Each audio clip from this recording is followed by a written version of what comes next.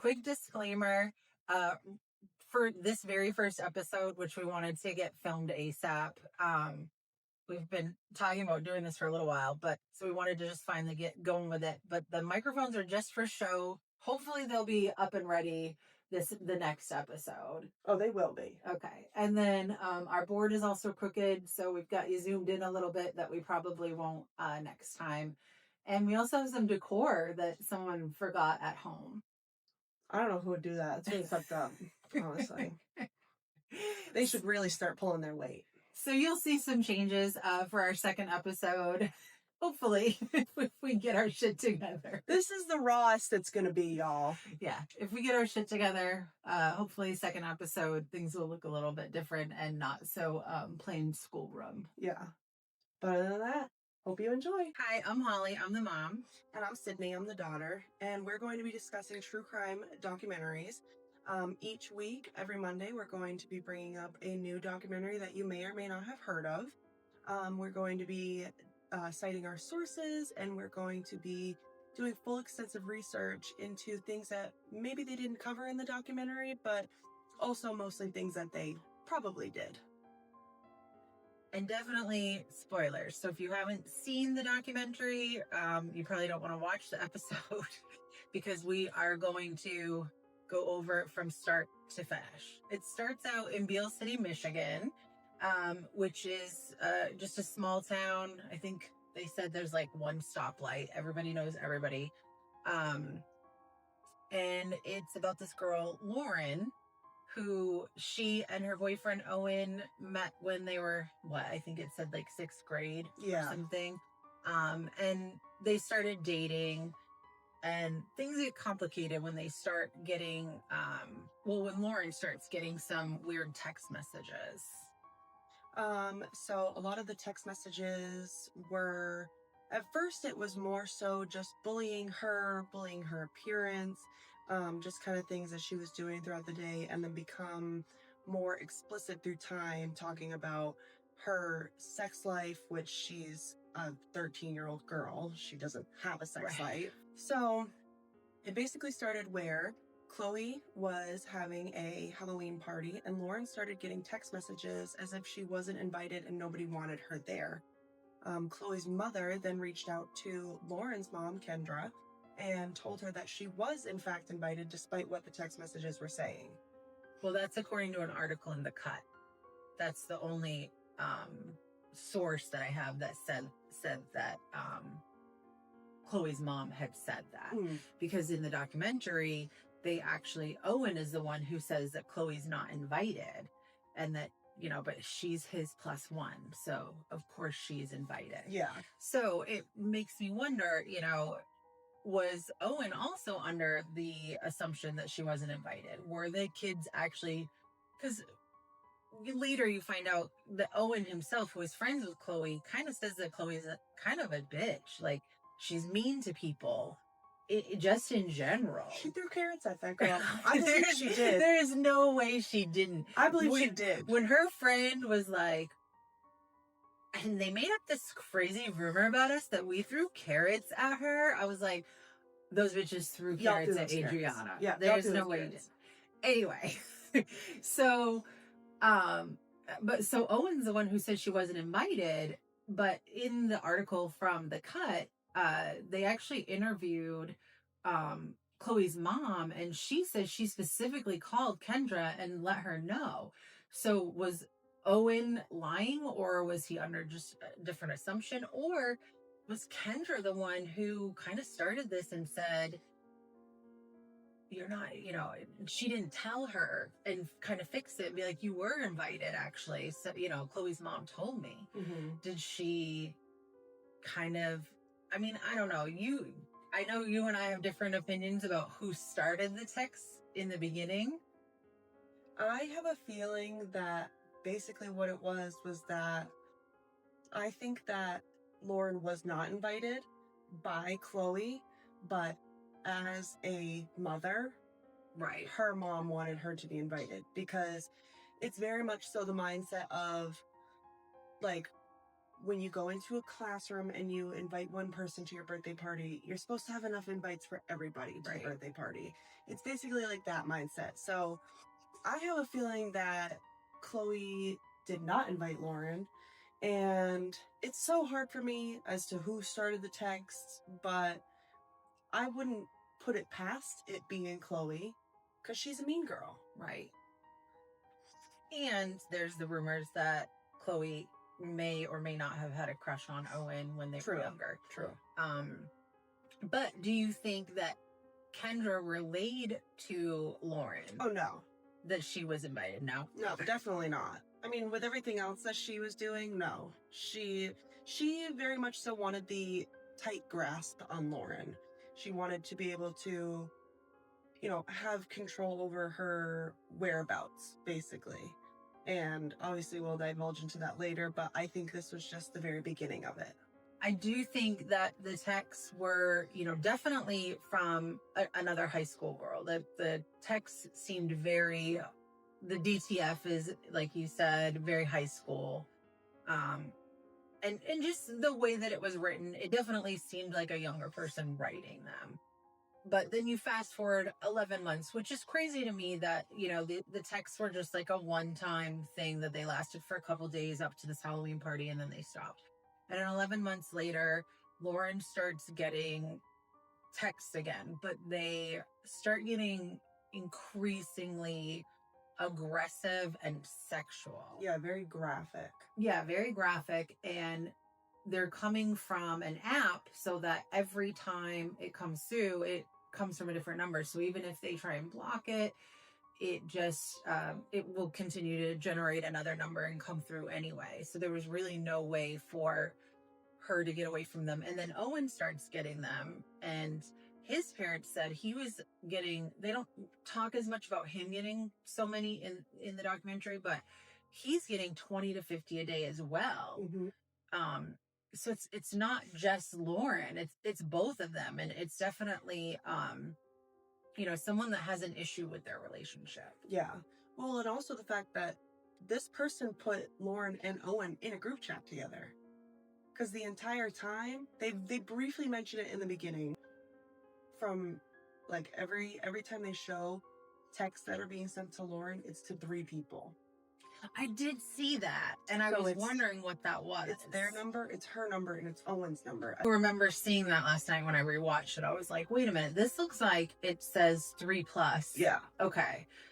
And so, Lauren's starting to get distressed. It's saying things like, you shouldn't wear leggings, you have a flat ass, really attacking her, which, we all remember what it was like to be in high school. You already feel self-conscious. Mm-hmm. Even the bullies have bullies. Like, everybody in high school, you don't know who you are yet, and everything feels like a big deal and a misstep. The one misstep could ruin your life. So she's getting these, nasty texts, and that's just kind of how they start out. And then calling her and Owen the golden couple, which I think was definitely, mocking their relationship. So Kendra is Lauren's mom, and she's telling her to ignore these messages.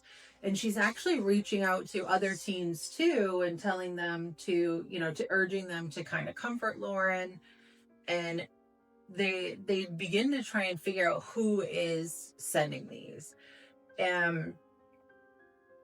What's crazy is they go from different people. They think it's a couple different people. Mm-hmm. The parents think it's, a couple other girls, and some of the other girls actually start to think it's Lauren, because a lot of the conversations they're having that are showing up in text are things that only a small group of them, with Lauren included. Well, and they would purposefully talk about things in front of Lauren to see if that would later come up in text messages. Right. And so, some of her friends were starting to think that it was Lauren herself doing this to herself. And even for a while, I started to think, honestly, this kid is doing this to herself for attention. For a minute, I was like, all this for her to be doing it to herself? Yeah. I was for a good minute, I was very hooked on the fact that, oh my God, yeah, it's her.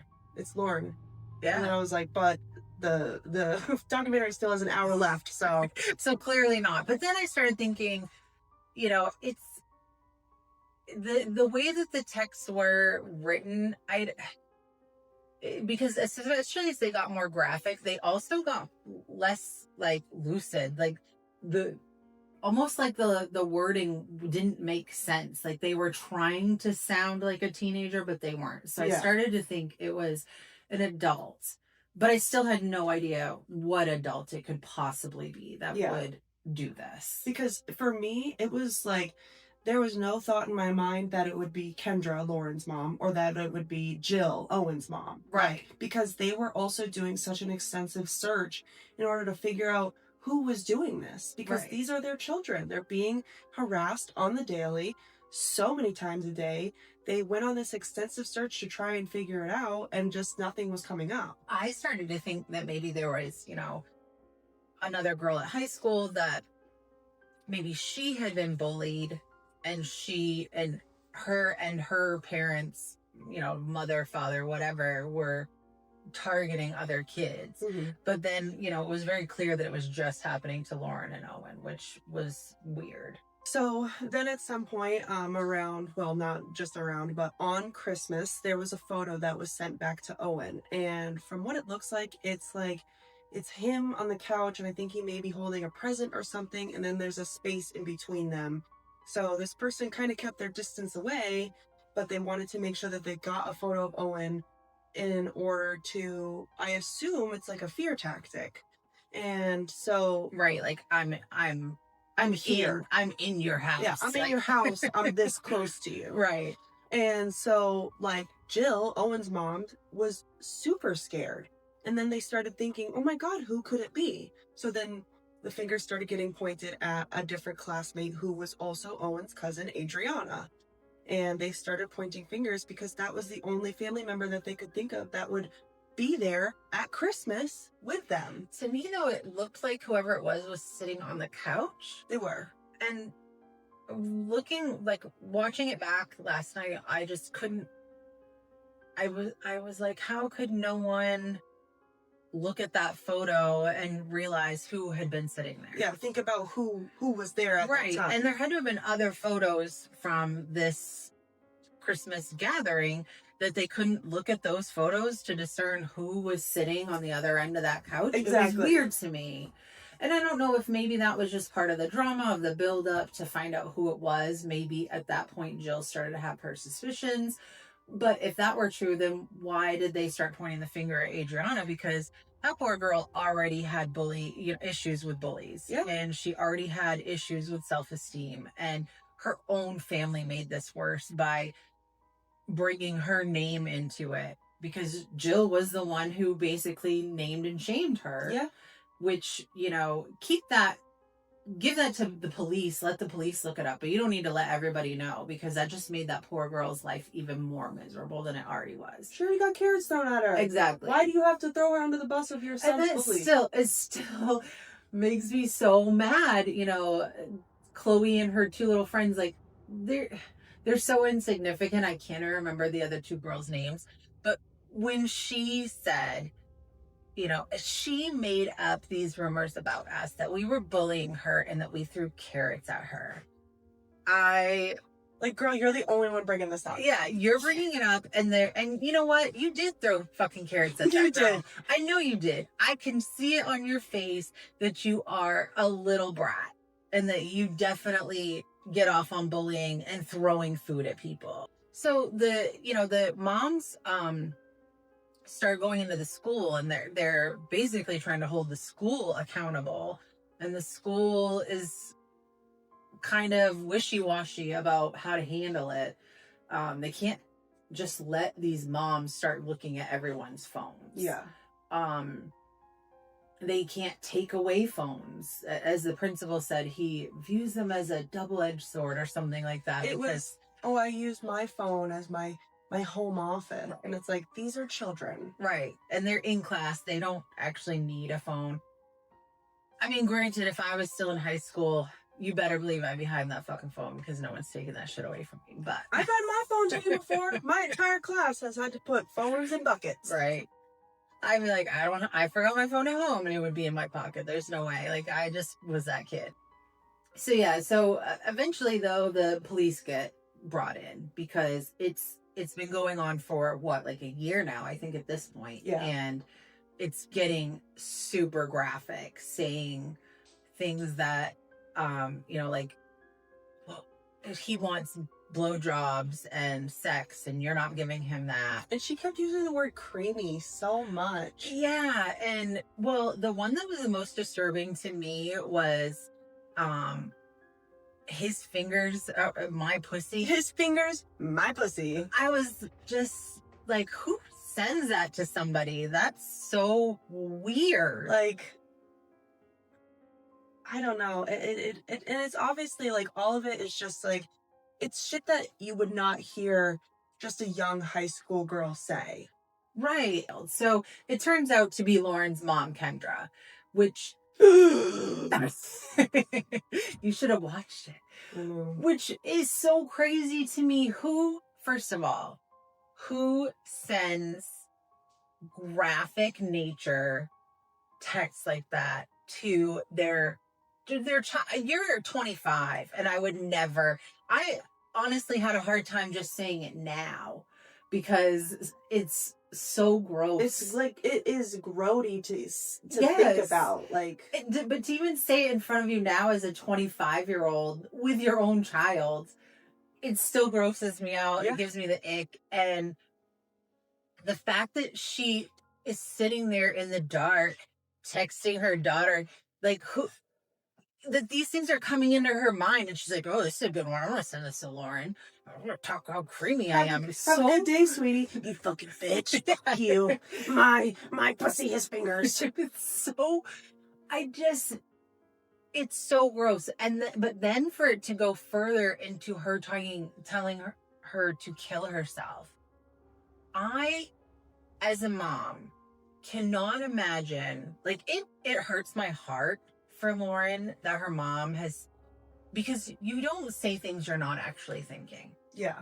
You have to have the thought in your head to actually put it on pen and paper or, in a text. Yes. And so whether she means it or not, she's thought it. And to know that, I don't know. It hurt. Like I said, it hurts my heart for Lauren, and it makes me a little teary-eyed because I can't imagine ever saying that to you. Just aside from the graphic stuff, like saying things to you that I know are hurtful and mean and would put you in a horrible place. Yeah. And I know, the discussion now is that it's Munchausen's by proxy, but it doesn't fit that for me. Now, granted, I'm not a psychiatrist, but Munchausen's by proxy is generally, hurting your child or someone that you're the caretaker of to come off as the hero to other people. But Kendra wasn't coming off as the hero. Kendra was actually, like, even looking back, people were saying she stopped spending as much time with Lauren as she had been. She actually became preoccupied with Owen. She was showing up at his games even after Lauren and Owen decided to break it off. So weird. And she was asking Jill, Owen's mom, about Owen's new relationship, and Jill had to be like, I don't think this is appropriate to talk about. Which, let's just divulge into that for a second. When Owen got into this new relationship, I can't remember exactly how long it was afterward, but all of a sudden, his new girlfriend's mother started getting these weird texts. Right. And so Owen was backed into a corner, and he had to break it off with this other girl, so for the sole fact that she would not get harassed by whoever this was, because at the time he didn't know still. Right. So you can't tell me this is all about Lauren when it's traveling to a girl that lives in a whole other town and her mom. Yeah. This is 100% about Owen, and Kendra can say whatever she wants and try and paint it as, because she has actually said she thought she was protecting Lauren from harm, which makes zero sense to me. And actually, I'm kind of pissed at Netflix for not really challenging her on that stance. Like, what do you mean? How is that possible? Because you're actually doing psychological harm to your kid. There's so much that she said during her interview that they just basically just either let her say or they just laughed it off. Where at one point she was like, "Oh my gosh, you guys are gonna think I'm the crazy lady. You are Exactly. the crazy lady. You just harassed your teenage daughter and her teenage now ex-boyfriend for 2 years, basically." Well, and the crazy thing is Owen actually says in one of the texts, like Jill, when she's being interviewed by the police officer at the school, it looks like they're at the school. I guess they might not be, but it looks like they're at the school. Jill actually tells the police officer that she has taken away Owen's phone because she read a text reply where he replied to the anonymous texter that all these texts are making him suicidal. And so they actually took Owen's phone away for his mental health at that point. And, what's crazy is Kendra kept going. That did not faze her at all. That she was driving this 15, 16-year-old kid, however old he was, into actually feeling suicidal. Did not faze her at all. Can you imagine if either of those kids killed themselves? I know. She would be in, and that's what kills me, is I feel like she should be in way deeper shit than she is, because if either of them had killed themselves... Yeah, I think she got like an 18-month It was sentence. nothing. And then she's on probation for however long. Right. And so basically it wasn't until Jill, Owen's mom, that she hired a private investigator, and he went through and started sorting through all of these numbers. And actually, he was going through all of the kids from school's numbers that like either Lauren or Owen had access to, and none of them were showing up positive. And so he was, gathering all of the adults, all of whoever that they could, basically the entire contact list of everybody that was involved.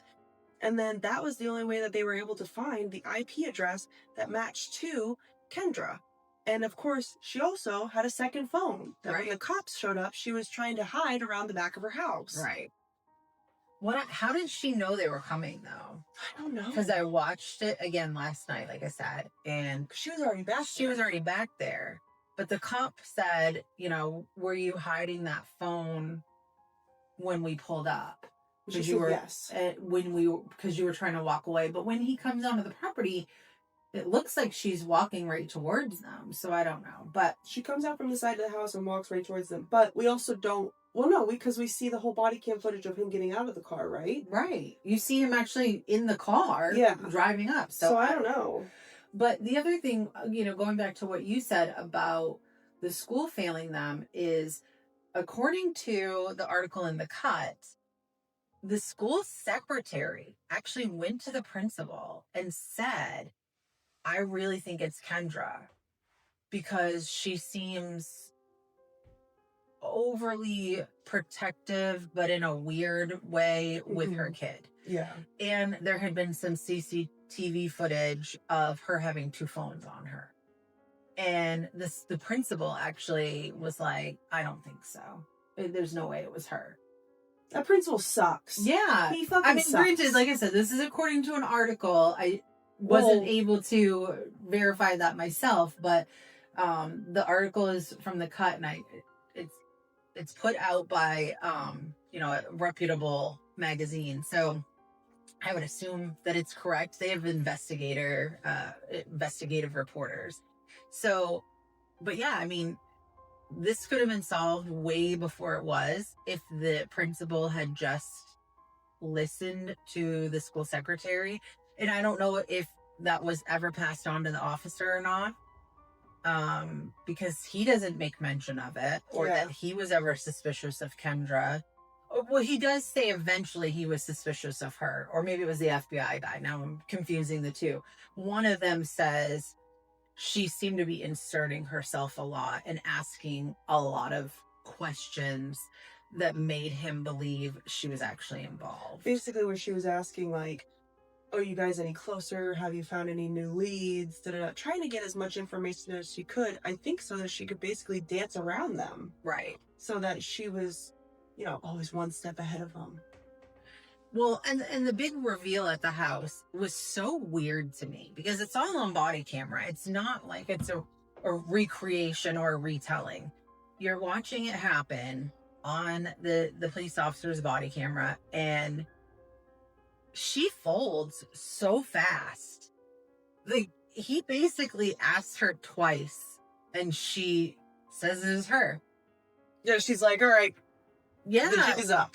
I was so surprised at how easily she copped to it, basically saying she didn't come right out and say, yes, it was me. But she didn't lie. Like, Right. she never was like, well, She I don't know. she says, well, I didn't send the first couple, but the rest were me. Which or something to that. is so hard to know because, like, there's just so many things that play into the fact that it could have, but it couldn't have been. Like, the fact that the first couple messages were so adolescent sounding. Right. They were 11 months apart.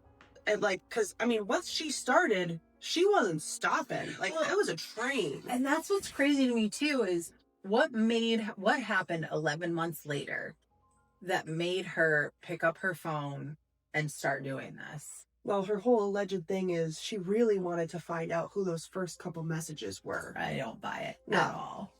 I think it was a gateway for her to start doing it. Yeah. I think it was something that she thought to herself, oh, well, somebody else did that, so why don't I just carry it on? Right, but why 11 months later? What was the catalyst that all of a sudden made her do it? Like, that would have been so far in the past, and now, and she's like, I'm gonna start this shit up again all over out of nowhere. Yeah, like why?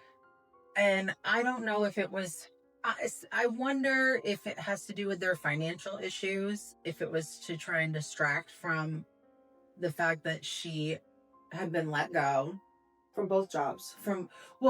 She was supposedly the second job was after the first job. But so, and that was after they, Sean, Kendra's husband, Lauren's dad, talks about how he came home and there's an eviction notice on the door. Mm-hmm. Because then she says she got the second job, this new job at the university, and she actually, according to Miss Mojo on YouTube, she actually said that it came with a pay bump. So they moved into a bigger house than before for more money. Oh. So I'm wondering if, because of their financial issues, that she thought this was going to be some sort of distraction to keep Sean from paying attention to the fact that she wasn't working, and she had basically ruined their lives financially. Yeah, because I mean, he said that after they had gotten evicted from that place, that they had to put all of their stuff into a storage unit, and because Kendra was in charge of all of the finances, they lost that storage unit, and he lost things from throughout his entire life, including his tools, which is one of the ways that he made money. So it also, according to Mrs. Mojo or Ms. Mojo on YouTube, I don't know which one it is, she actually had been put on, what was it called? Performance improvement plan at work. Which is not good. Which is basically like a probation for excessive texting and phone use. Well, so it was definitely during, I would imagine, that first job is what they were talking about, the first job that she ended up being let go from. And remember, her cousin says she doesn't even know if she actually got that second job at the university. She questions if Kendra ever worked there, if she just said that she worked there or not. Yeah, I do remember that. Because she was spending all of her time doing this, and she was actually telling her family that she was working remotely on the days that she didn't pretend to go into work, and that she was taking calls and sending texts, when the whole time these texts she's sending are actually to harass her own kid. How do you trick your family for that long into thinking you have a job like that? Like, not just like a friggin' Burger King or McDonald's job, like a university job. Right. And like, she has to get dressed up in the morning when she is going to work. She has to get dressed up in the morning. She's got to do the whole thing. She's got to make sure she has all of her shit. And then she leaves, goes wherever. And even if she does return after everybody's out of the house, how long does she have to wait? Right. Like, there's so much stuff where I'm like, there was so much scheming that went into this that I just wish they fried her more about it. That's what kills me. The big downfalls of this documentary is I feel like Netflix, once they made the big reveal, did not really delve into what she did. The financial lies, the the why of it. Yes. What made her, 11 months after these initial texts, if she's not the one that sent them, what made her flip the switch to be like, you know what, I'm going to harass her and really challenge her narrative where she says, she was just trying to protect Lauren because she brings up the whole thing about how she was raped at 17. And I'm not saying she wasn't. She very well may have been. But I don't understand how telling your kid to kill themselves is a reflection of what happened to you at 17 and protecting them now. Yeah. Like, it makes no sense to me. And they did not challenge that to really make her say the words of how you got from point A to point B. Yeah. And Kendra is a class A narcissist. The thing is that I know that, there are sayings that she was spending less time with Lauren and such. But at the end of the day, when you go back and you're listening to Lauren's interview, she has this idea that her mom is this good person and that her mom loves her and this and that. And so Kendra has instilled this mindset into Lauren that I'm your mother and I'm your hero and I'm always going to be there for you, baby. And so it's given her this false sense of protection, basically. Right. So, Kendra ran with that. And although she may have stopped spending time with her and such, it was still, she came home and maybe Kendra just talked to her for 5 minutes. And Lauren thought that was the best thing in the world. Well, and especially when you go from getting a lot of attention from somebody to not getting as much, you crave it. Yeah. And I do think that, I've seen a lot of people commenting, kind of blaming Lauren for still wanting a relationship with her mom. She's still a kid. She's a child. Of course she's going to want a relationship with her mom. Think about, as an adult, I'm 46 now and I no contact with my father, but it took me decades of trying to forge a relationship to get there. And I feel like a lot of adults around my age, or even younger, 30 plus, I feel like it takes years and years to finally be like, I can't do this anymore. Mm-hmm. And letting your parents abuse you and be, a negative force in your life before you finally cut ties. Yeah. And I don't fault Lauren at all for thinking that, her mom will change or that things will be better and this was just a misstep. She's not adult enough to really realize what her mom could have done. Yeah. Like what this could have caused. It could have caused her to kill herself. It could have caused Owen to kill himself. It could have, and it very well may. She may turn around at 40 and realize how much psychological damage she's been carrying without even realizing it. Yeah. So I don't fault her. And I think it's really awful of people to be coming down on a kid for wanting her mom to still be in her life. She's a teenager. I'm 25 and I still message you sometimes when I need help with something. Although you never, told me to kill myself. You called me a bitch to my face.